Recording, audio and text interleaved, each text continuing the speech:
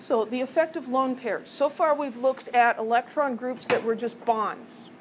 Single, double, triple bonds. But some molecules have one or more lone pairs on the central atom. So we talk about the electron geometry and the molecular geometry. Electron geometry is how the electron groups are arranged.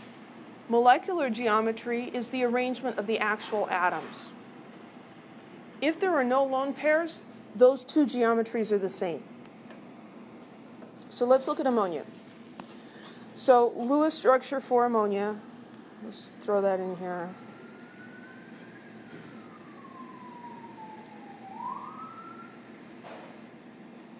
So there's the Lewis structure for ammonia. You look at the central atom nitrogen, you ask yourself, how many electron groups? There's 4. There's 3 bonds and 1 lone pair. Each of those is one group. So what do 4 groups do? They make a tetrahedron. So here's the tetrahedron. But one of these points is a lone pair, and the other 3 are bonds to atoms. The electron geometry is tetrahedral. For the molecular geometry, the way I prefer to explain it is, let's just pretend that that lone pair is invisible. Because really, a pair of electrons compared to an atom are really, really small, and they're so small that you wouldn't even be able to see them. So what I do is I say, well, let's just make that invisible. So let's just make that go away.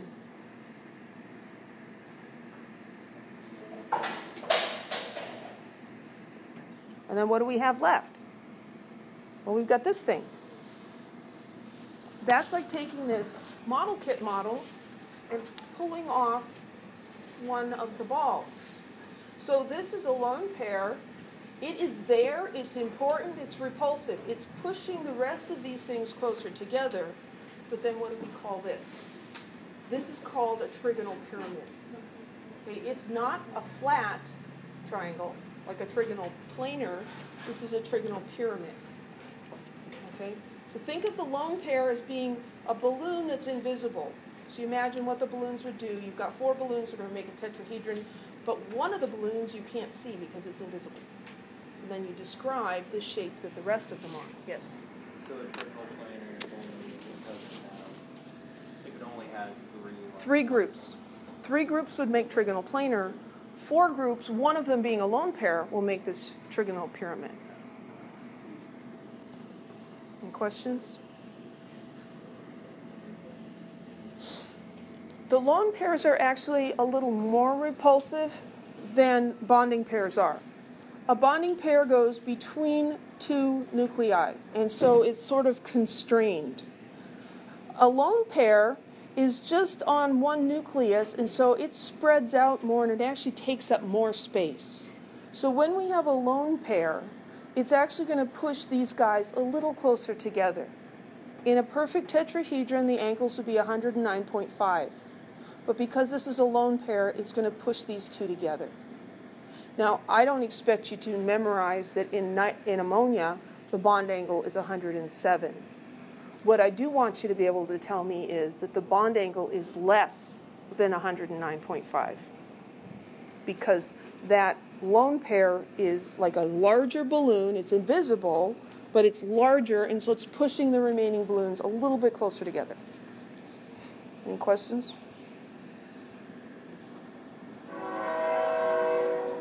The train has a question. Let's look at water. Somebody asked about this earlier. That's not what I meant to do. The train wants to know about water also. I'm getting to it.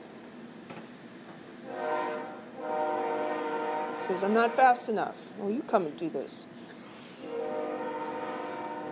Just blame it on jet lag.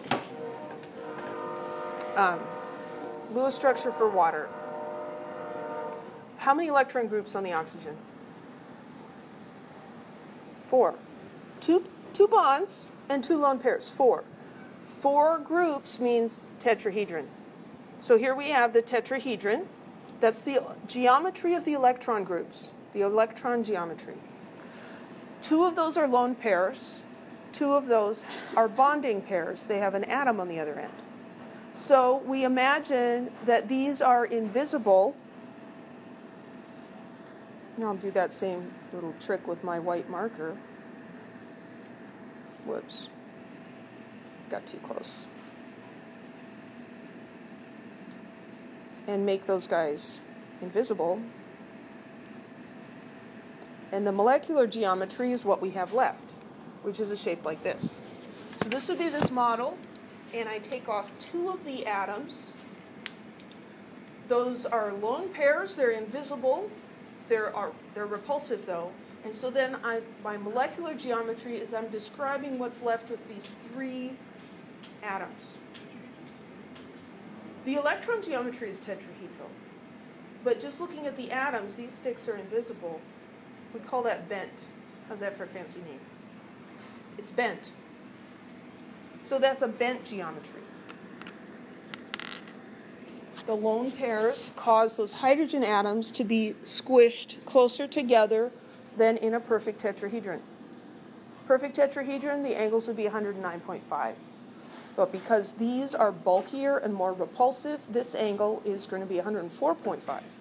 All you need to know is less than 109.5. Any questions? So, relative repulsion of electron groups. The repulsion between 2 lone pairs is the biggest. The repulsion between a lone pair and a bonding pair is a little bit less, and the repulsion between 2 bonding pairs is the smallest.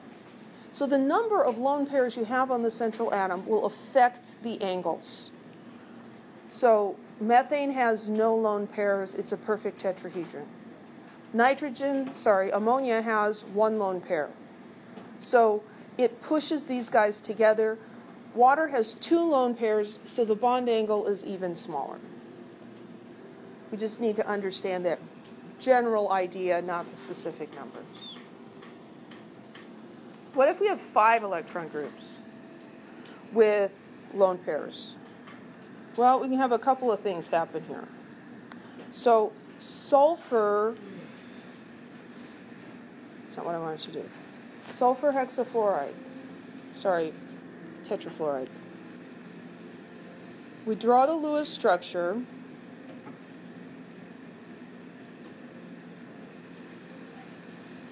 And what we end up with is 1 lone pair on the sulfur. So when we look at this, we look at the sulfur, we count the number of electron groups. There's 4 bonds and a lone pair, 5 groups. 5 groups means bipyramid, the trigonal bipyramid. Let me see if I can find one of these. No, it's not quite the right one. That one's the next.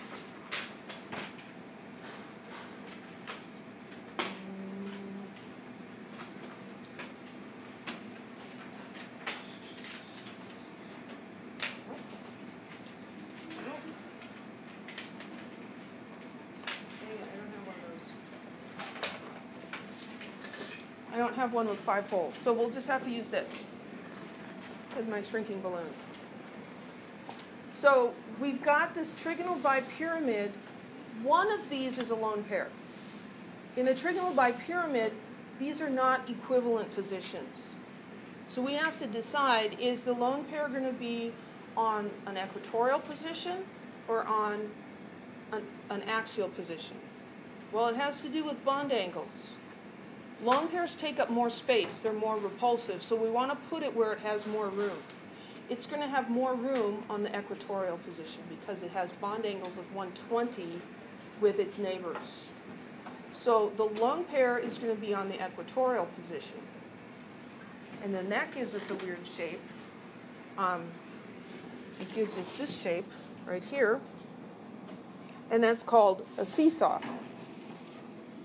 And unfortunately, I can't make a great model with that. I think I can approximate it.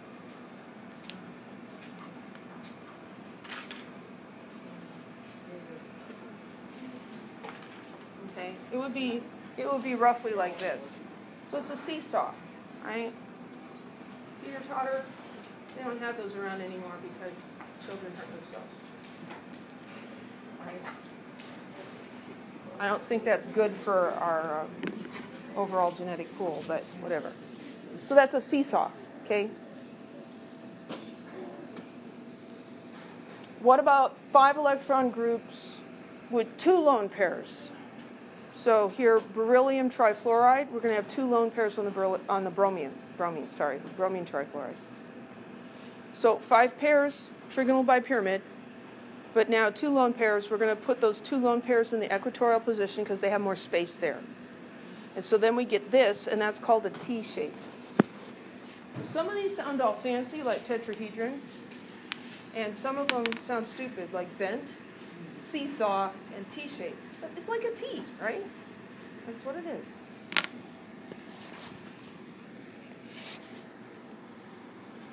And then this one's odd. Xenon difluoride, we end up with 3 lone pairs on the central atom and 2 bonding pairs.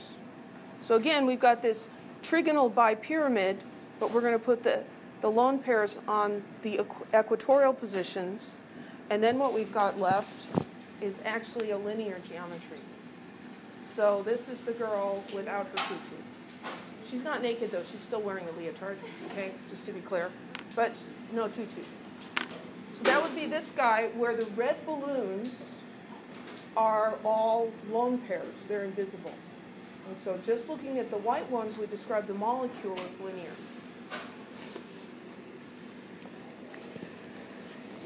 Six electron groups with lone pairs. Bromine pentafluoride is an example of this. There's the Lewis structure. Bromine has 5 bonding pairs and a lone pair. 6 groups. 6 groups make an octahedron. So here we've got the octahedron, and I can actually do that because I have this octahedral guy here. So it makes an octahedron, like this. There's our octahedron, but one of these is a lone pair. So, picture it however you want. So we're looking at this shape, and so we call that a square pyramid. It's a pyramid, but the base is a square instead of a triangle.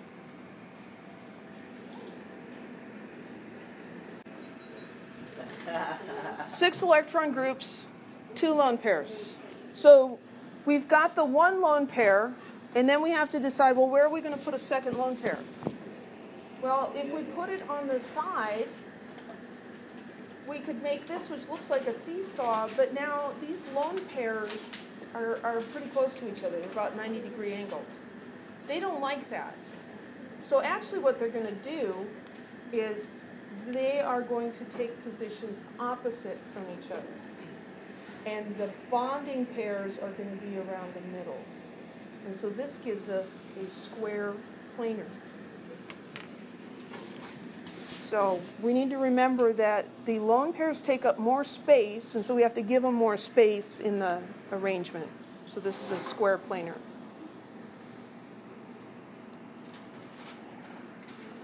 So this is a table from your textbook, which is helpful, but I'm not going to give you this table on an exam.